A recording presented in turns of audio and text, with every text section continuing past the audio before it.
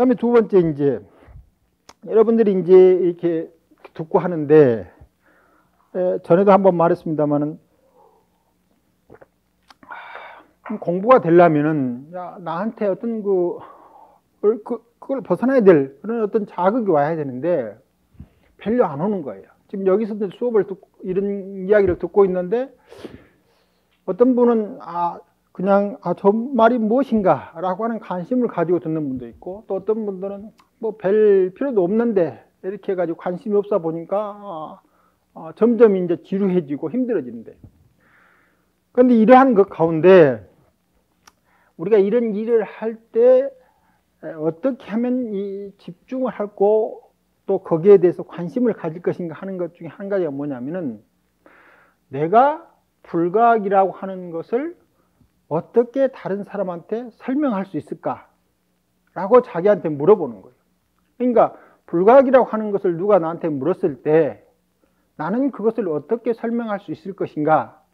바꿔 말하면 매 순간 듣고 생각하면서 그것을 단순히 자기 한 사람의 일이 아니고 내가 관계하고 있는 사람들하고 서로 만나는 사람들한테 어떻게 그걸 설명할 수 있을까라고 하는 문제를 떠올려야 됩니다. 이게 불가학이라고 하는 것이 아는 것처럼 이렇게 생각이 되어지는데 막상 설명하려면 어떤 것인지 잘 잡히지 않는다. 그러니까 명확하게 의식천변에 나오도록 하기 위해서는 저것이 무엇인가 라고 아는 것에 그치는 게 아니고 그것을 어떻게 설명할 것인가 라고 하는 데까지 가야 되는 거예요. 그래서 여러분들이 앞으로 이제 계속 가 있으면은 여러분이 원하든 원하지 않든지 간에 어떤 분들이 와서 불가학이 무엇입니까? 각이 무엇입니까? 묻게 되는 거예요. 그런데 예를 들면은 이제 어린이가 커오는데 아주 호기심이 굉장히 많은데 아버지가 아들, 딸들의 호기심이 귀찮아지면은 뭐라고 말합니까? 내가 그걸 어떻게 아냐? 내가 새가 막 울면은 왜 저 새를 웁니까? 하면 내가 새가 대봤냐 하는 식으로 이야기를 탁탁 차리기 시작하면은 그다음부터 어린이들이 스스로 알아가지고 의문을 딱 자제해버리는 거예요. 그럼 우리들도 제일 그 좋은 것은 네가 깨달아 봤냐? 네가 뭘 아느냐? 하고 우리한테 묻는 사람한테 그렇게 말해버리면 그 사람이 둘 중에 하나죠. 다 듣든지 아니면 저 사람에 대해서 이제 별로 그렇게 좋은 감정을 갖지 않고 계속적인 어떤 그런 관계를 맺지 않든지 아니면 저희는 그렇게 말하니까 어린애가 어머니한테 생각을 딱 닫아버리시지. 우리하고 같이 있으면서도 우리한테 묻는 생각을 닫아버리는 거죠. 그러면 그 연기의 장이라고 하는 것이 좋은 쪽으로 순숙되가 않는다 이 말입니다. 여러분한테 앞으로는 원하든 원하지 않든 우리가 앞서 말하는 불교의 가장 큰 목표죠. 이고 등락하는데 정말 괴롭습니다. 어떻게 하면은 즐거운 삶을 살 것입니까? 라고 물었을 때 각 사람들의 근기에 맞게 어떻게 설명하고 대처할 것인가 라고 하는 것이 발생하는 통해서 이야기를 해주듯이 이런 이야기들을 듣고 났을 때 여러분 스스로도 저것은 나는 어떻게 설명할 수 있으며 또 어떻게 이해할 것인가 라고 하는 생각을 가져야만 이런 것에 대해서 자기 것이 되고 나중에 이런 기회를 만나게 되면 설명하게 됩니다. 불가학이라고 하는 것은 여기서 말하는 괴로운 삶이니까 별로 바람직하지 않는 상황인데 그 상황이 첫 번째는 앞서 말하는 사건을 잘못 이해하는 데서 발생해서 업상이라는 것은 무엇이 마음이 동해간다. 마음이 동해가면은 무엇이 발생합니까? 무엇인가 자극이 탁 오면은 본다라고 하는 일이 딱 일어나는 거죠. 자, 본다라고 하는 일을 할 때 저절로 그 가운데서 마음이 무엇을 보고 있는 거죠.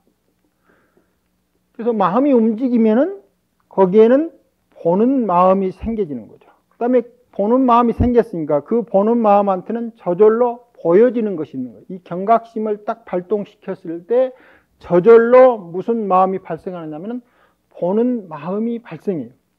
그런데 앞서 말했듯이 마음이 딱 발생할 때 이 보는 마음 자체는 어디 가불고 없고 무엇을 보는 것만이 우리한테 작용하면은 우리는 앞서 말한 대로 이 어떤 방향으로만 보려고 하는 그런 그 마음이 발동하게 되는 거예요. 그게 과거의 마학념이 발동한다. 그러면 이 마학념이라고 하는 것은 아까 이제 어떤 것이 와서 나의 마음을 깨우는데 계속 이와 같이 과거에 우리 생존을 위해서 저장되어져 있는 특별한 상황이니까 잘 알아야 되지만 그것만 이제 우리 기억 속에 잘 남아 있으니까 무엇이 와서 마음을 경각시키면은 무엇이 발동합니까? 아, 저것은 나를 생존케 하는 소리, 저것은 나를 생존케 하지 않는 소리. 이런 식으로 마음 가운데서 생존 본능하고 어울린 부분에서 맞는 기억된 정보들만 착착 나오는 거예요. 이게 저것이 무엇인가를 자각하지 않고 아, 저 소리는 이미 내가 살아가는데 아주 유용한 소리, 저 소리는 내가 살아가는데 위험한 소리, 이런 것만 들린다면, 그러니까 유용하거나 유용하지 않던 정보의 내용들이 마음 가운데 무엇인가 자극해서 딱 발동하는 순간, 이것이 뭡니까? 마음이 통한다.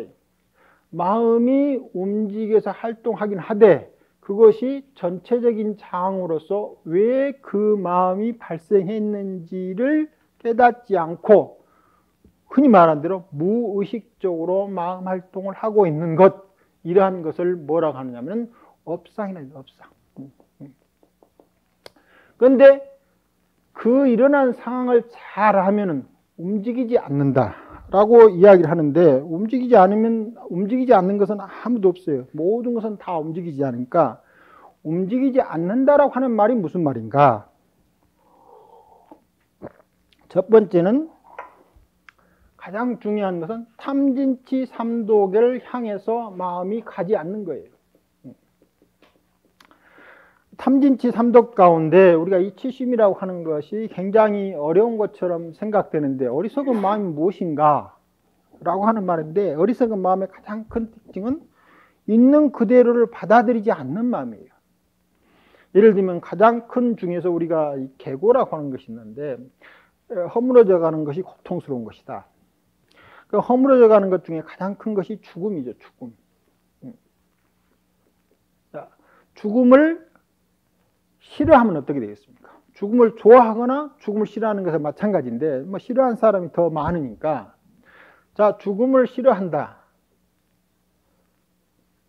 그런데 죽음이라고 하는 사실은 모든 생명체뿐만 아니라 우리가 비생명이라 할 것도, 별이라고 할지라도 생물, 무생물을 떠나서 죽음이라고 하는 과정을 거치지 않는 어떠한 것도 없는 거죠. 다 죽는 거예요. 그러니까 이 죽음이라고 하는 것은 너무나 자연스러운 생명들의 활동인 거예요. 근데 아까 내가 사는데 기억되어 있는 것이 죽음을 싫어하고 살아가는데 필요한 기억들과 죽음을 싫어하는 이 양분된 기억들이 딱 남아있어 가지고 살아있는 것은 좋아하고 죽는 것은 싫어하는 기억들이 우리한테 많이 남아있습니다. 그것이 이제 망념 중에 하나인데, 근데 이 죽음을 싫어한다고 하는 것은 뭡니까? 죽음이라고 하는 너무나 자연스러운 생명 활동을 스스로 싫어하는 마음으로 기억하고 있는 거예요. 죽음을 고통으로 기억하고. 그러니까 죽음이 고통스러운 게 아니고 죽음을 고통스럽게 기억하고 있는 것들이 현재 살아있는 순간순간 계속 우리한테 남아서 죽음을 고통스럽게 여기겠네요. 그러니까 죽음에 대한 고통은 있는 그대로의 사실이 아니고 죽음을 고통스럽게 받아들이는 기억에 의해서 우리가 고통스럽겠네요. 그러니까 여기서 말하는 치심이라고 하는 것은 죽음을 싫어하는 마음. 바꿔 말하면 무상을, 죽음은 무상의 가장 큰 표현 중이죠. 무상을 제대로 받아들이지 않는 마음이다. 자, 그러니까 무상을 받아들이지 않으니까 지속적으로 살고자 싶은데 살지 못하니까 거기에 대한 분노가 나오는 거고, 그리고 좀 더 잘 살고 있으면 거기에 대한 욕심이 나온다. 그런데 이것만 그러느냐? 모든 것들이 잘 살펴보면은 우리한테 어떤 식으로 다가오느냐면 있는 그대로를 보지 않고 그것에 대해서 내가 싫어하거나 좋아한다라고 하는 큰 틀을 정해놓고 거기에 따라서 그 사건을 보는 거예요. 자, 특히 이제 여기 중요한 것이 있어. 다른 사람한테 말할 때 너는 왜 그러느냐 이렇게 좀 해줬으면 좋겠다 이런 이야기를 많이 했다고 합시다. 그러면 두 번째부터는 어떻게 되느냐면은 이제 그 사실이 나한테 편하게 받아들이지 않게 해서 이제 그 말을 하는 거죠. 그러니까 그 말은 여러 가지 뭐 이유를 해서 할 수 있는 조건이 되지만 근본적으로는 그 말을 하게 된 배경을 살피지 않고 상식적으로 너무나 당연하다고 보지만 잘 살펴보면은 상식 이면에 다른 사실이 있는 것을 우리가 놓치고 있는 거죠. 더군다나 이제 내가 그렇게 말을 했는데 상대가 이제 들어주지 않으면은 이제 이때부터는 또 다른 일이 발생한다 이 말입니다. 그러니까 상대가 그렇게 움직여서 내가 말을 했는까지는 그래도 좀 가능하다 합시다. 근데 상대가 그 말을 안 들어줄 때 화가 나는 것은 이건 어떻게 되냐? 이것도 철저히 스스로가 그 사건이 상대가 내 말을 안 들어주니까 나라고 하는 것에 대한 어떤 것이 이제 다치죠. 그게 기분이 나쁜 거예요. 그러면 앞서 말할 때 상대가 내 말을 안 듣구나 라고 하는 것까지는 그냥 발생한 사건이고 그것에 대해서 기분 나쁘하는 것은 뭡니까? 내가 그 사건을 기분 나쁘게 받아들여질 조건을 갖고 있는 거예요. 이게 모든 괴로움이나 싫어함이나 고통은 점점 찾아가 보면 어디로 흘러가느냐면 내가 그와 같이 세상을 보고 그걸 통해서 세상에 대해서 좋아하거나 싫어하는 자기를 가지고 있는 거예요. 이와 같은 것들을 또한 뭐라고 하느냐면 여기서 말했을 때 업이라고 해요. 그래가지고 그걸 땅에서 마음에 움직이는데 깨닫게 되면은 여기서 말하는 대로 첫 번째는 있는 그대로를 보지 않으니까 자, 내 말을 이야기했는데 상대가 안 들어주면 안 들어주는 것만 알면 되는데 그러니까 거기에 대해서 마음이 안 들어줬다고 해서 불편한 마음이 발생하지 않는다. 불편한 마음이 발생하지 않았으니까 깨달으면 불편한 마음이 일어나지를 않는 거예요. 그런데 불편한 것을 모르고 있습니까? 상대가 내 말을 안 들어주고 있는 사실을 알고 있는데 그것이 무엇을 발생시키지 않느냐면 고통스러운 사실을 발생시키지 않는 거예요. 그러면 불교에서 공부하는 것은 고통스러운 사건을 떠나서 즐거운 사건을 만드는데 즐거움이라고 한도 이제 또 만나보나. 여러분들이 계속 웃다 보면은 웃음이라고 하는 것이 이제 우리 몸 가운데 아주 좋은 그 물질을 만들어내는데 웃음을 계속 해가지고 몇 분간 매일 지속시키고 특히 강제적으로 별로 자기가 자발적인 아닌 상태에서 그렇게 웃음을 만들어내면은 나중에 가면 어떻게 만들냐면 죽음에 이르게 돼요. 그래가지고 이제 어떤 그 좀 마음씨가 안 좋은 새 어머님이 오셨는데 그 전 부인의 그 초등학교 저학년인가 유치원 다니는 아들이 있었어요. 근데 다른 형태로 이 아들을 괴롭힌 게 아니고 매일 같은 시간만 되면은 아기를 간지럼 태우거나 다른 걸 통해서 웃기기 시작해요. 처음에는 거의 좋았는데 지속되니까 그것 자체가 거의 이제 이 애가 그 시간만 딱 되면은 웃는다고 하는 사실이 단순한 웃는다는 사실이 아니고 거의 다 그 어떤 막 어마어마한 스트레스로 죽음에 이를 정도로 어떤 그런 것을 경험하고 나중에는 실제 죽게 돼요. 우리가 즐거움이라고 하는 것들이 잘못 취하면 전부 다 뭘 만들어내면 처음에는 즐거움인 것처럼 된 고통스러운 게 돼요.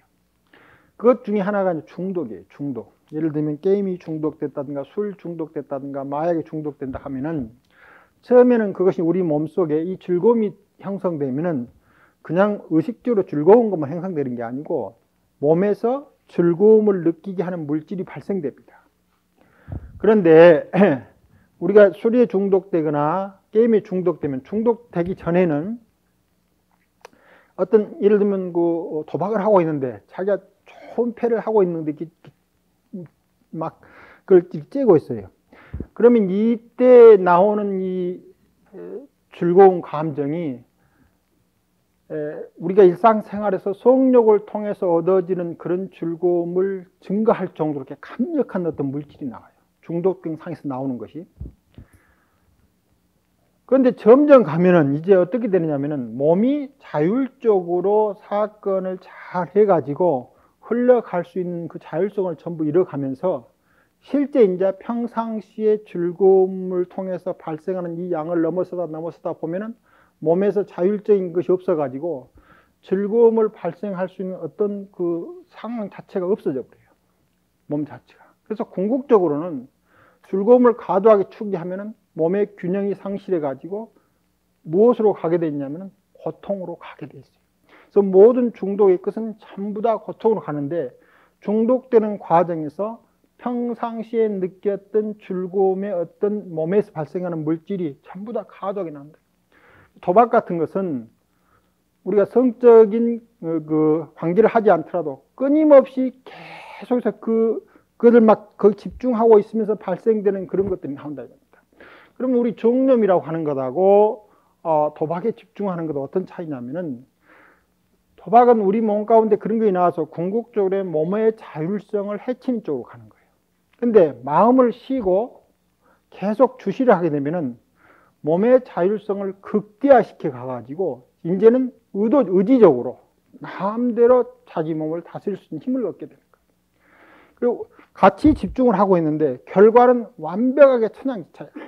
그럼 그 사람들도 처음에는 그것 하는 것 자체가 뭐 즐거움이 돼서 하지만 결과는 고통스러운 상태가 되고, 우리가 정념 수행하지만 처음에는 힘든 것 같지만 결과가 아주 즐거운 상태가 되기 때문에 그 결과면에서 보는 완벽한 차이가 온답니다.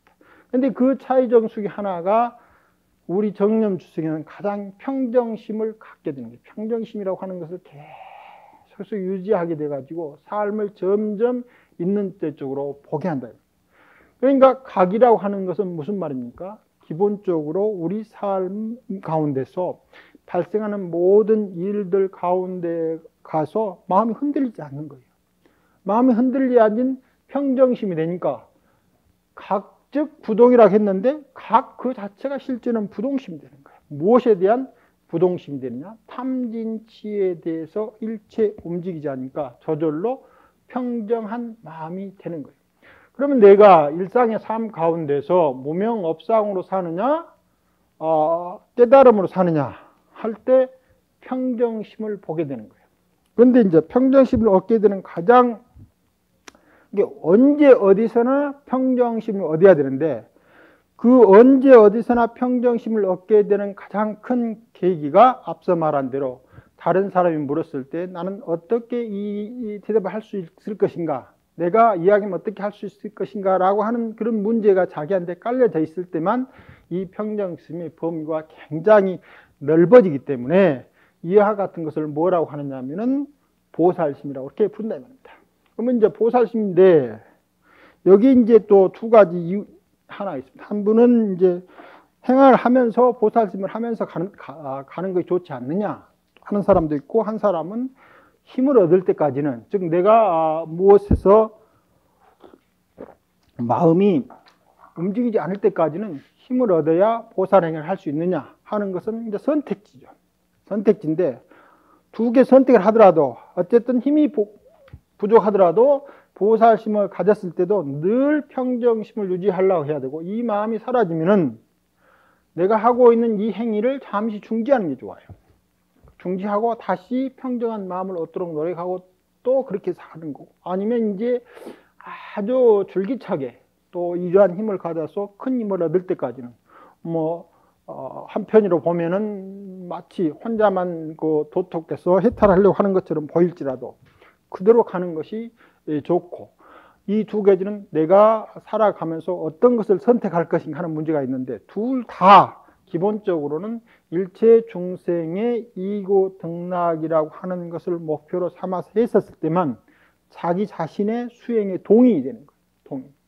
혼자 이렇게 딱 있으면 구체적으로 연기법이라고 하는 것은 혼자 뚜렷해서 살 수 있는 조건이 되지 않기 때문에 혼자서 뭘 위해서 산다라고 하는 동의는 굉장히 작아요. 그 동의 자체가 작고, 연기법의 상황 자체에서 동의를 구하면 그 동의자 힘이 굉장히 강하는 거예요. 그래서 비록 혼자 수행을 하고 있지만 그 근본에는 일체 중생의 이고 등락을 위해서 수행하고 있다라고 하는 동의를 갖게 되면은 힘이 세다. 그렇게 사람들은 여기서 말하는 대로 각즉 부동심이 된다는 거예요. 첫 번째 이렇게 부동이라고 하는 말은 탐진치 삼독에 흔들리지 않는다는 거예요. 두 번째, 우리가 이건 일상생활에서 경험하는 거고, 마음을 이제 한 곳에 계속 집중시키면은 어떤 상태가 오냐면은 일체를 다 자각하고 있는데 여기에 마음이 움직이지 않아요. 이런 비유들을 많이 움직일 때 이제 거울에 사건이 비친 것처럼 마음 그 자체가 일체 사물이 오고 가는 그대로 그냥 그대로 있는 거예요. 그대로 있는데 일체 사물에 대한 자각은 다 있어요. 그거는 뭐 탐심이나 진심이나 치심에 대해서 움직이는 것 자체가 아니고, 그래서 선정 가운데 쫙 있으면 마치 우리가 깊은 잠에 들어가지고 깨어나기 전까지는 마음이 요동이 없는 것처럼 선정의 자각 상태에 있으면서도 일체 마음이 움직이지 않고 일체를 다 아는 자각 상태도 하니까 자자각하되 마치 움직이지 않는 것처럼 되는 거예요. 이러한 것도 또한 뭐가 되느냐면은 부동심이 된다는 겁니다. 근데 궁극적으로 이 부동심은 그런 상태를 유지하려고 하기 위해서 수행을 하는 게 아니고 일상 가운데서 일어나는 모든 탐진치로부터 벗어나서 일상의 삶을 그대로 자각하고 살면서 그 가운데 평정심을 잃지 않아가는 거다.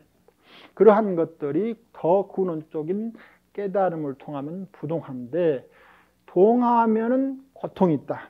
실제로 동하면 고통이 있는 것은 지금 우리들 마음입니다. 무슨 마음을 통해서 움직이면 동이 있냐면은 앞서 말씀드렸듯이 현재 우리가 본다라고 하는 사실을 정확히 모르는 거예요.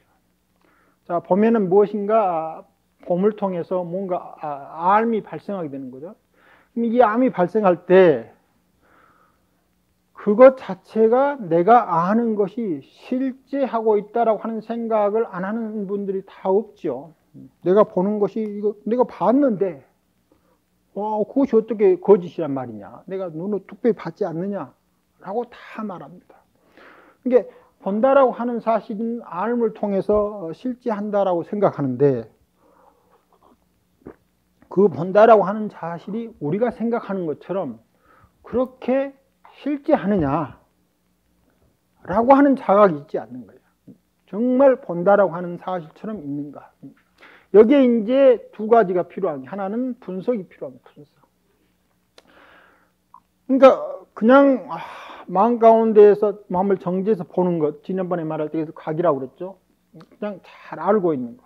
그 다음에 내가 보는 것이 정말 제대로 보는 것인가 라고 하는 의문을 제기하면은, 문제점을 제기하면 그걸 뭐라고 했습니까? 관이 된다고, 관.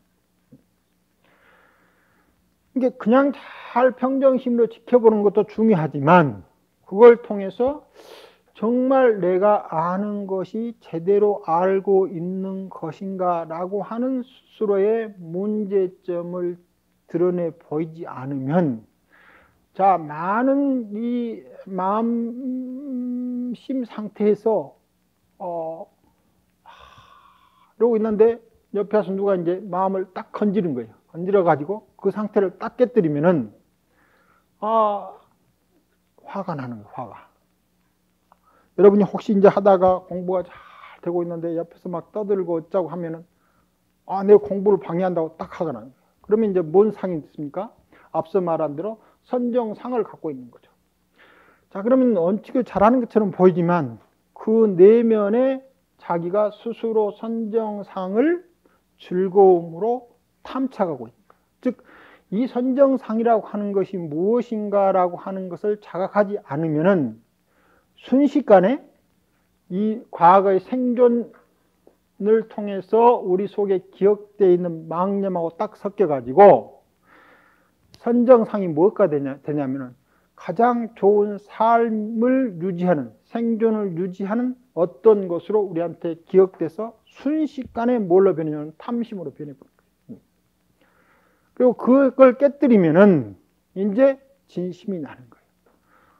그러니까 이것은 철저히 선정 가운데 있으면서도 선정상을 취해서 사는 것이기 때문에 문제가 이것이 무엇인가라고 하는 것에 대한 문제를 제기해서 되돌아보지 않는다. 이게 분석하는 것이 굉장히 중요하다. 그 분석 중에 이제 몸이란 무엇인가라고 분석하는 거죠. 그것이 불교에서 가장 처음 말하는 지수화풍 사대다 라고 분석하는 거죠. 그러면 지금도 이렇게 지수화풍 사대라고 말할 수 있느냐? 지금은 지수화풍 사대라고 말할 수 없어요. 이걸 이제 살짝 바꿔야 됩니다. 예를 들면은 열이라고 하는 것이 무엇인가? 불이 이제 우리 열처럼 막 몸에서 발생하는데 발생하는 것이 이 열이거든요. 열이라고 하는 것은 요즘 말하기를 분자들의 활발한 활동이에요. 분자라고 하는 것은 일정량 속에 이렇게 들어있는데 거기에 어떤 에너지가 주입되면 분자 운동이 굉장히 강력하게 일어납니다.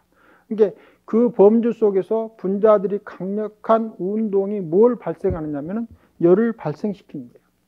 그럼 바람이란 무엇이냐? 움직이는 건 뭐냐면 그 분자들이 고루 퍼져 있으면은 이 지금 바람 한 점 없는 처럼 가고 있는데 그것이 어느 쪽에는 많이 있고 어느 쪽에는 적고 있으면서 상호 이동이 일어나는 거예요. 이것이 바람이다. 바람. 물론 우리가 수행 가운데 이러한 것을 실제적으로 느끼기도 하지만 더 피해 가보면 이제 요즘 말한 대로 그런 것이 있다. 지난번에 말할 때 파도와 습성을 이야기했는데 물을 이야기하면 습성, 특히 이제 수하면 습성이라고 이렇게 하는데 습성이라고 하는 것을 예선 말할 수 있었는데 그 전에 보면은 부처님 시대에 보면은 그리스 같은 데서는 세상의 근원적인 물질이 무엇인가 라고 했을 때 물이다 그랬어요. 물, 수다.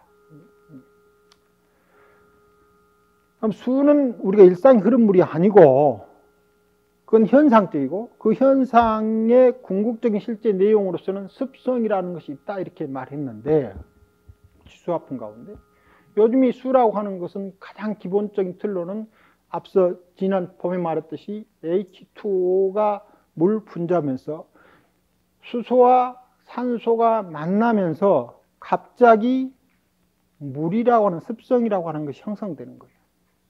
그러면 수소와 산소가 해체되면 갑자기 습성이라는 것이 없어지는 거예요.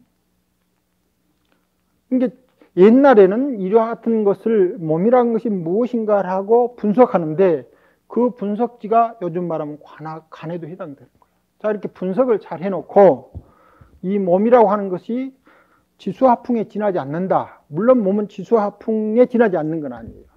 이 지수화풍이 또 모이면 거기서 특별한 것이 발생하기 때문에 환원적으로 몇 가지 요소가 구성되는 것은 아닌데 그전에는 몸이라고 하는 것을 특별상으로 취해 있어가지고 그걸 생존해서 유지하려고 하는 망념을 가지고만 있었는데 몸을 잘 살펴보니까 우리가 망념처럼 그렇게 유지시켜 가려고 하는 의미체로서 몸이 의미가 있는 건가?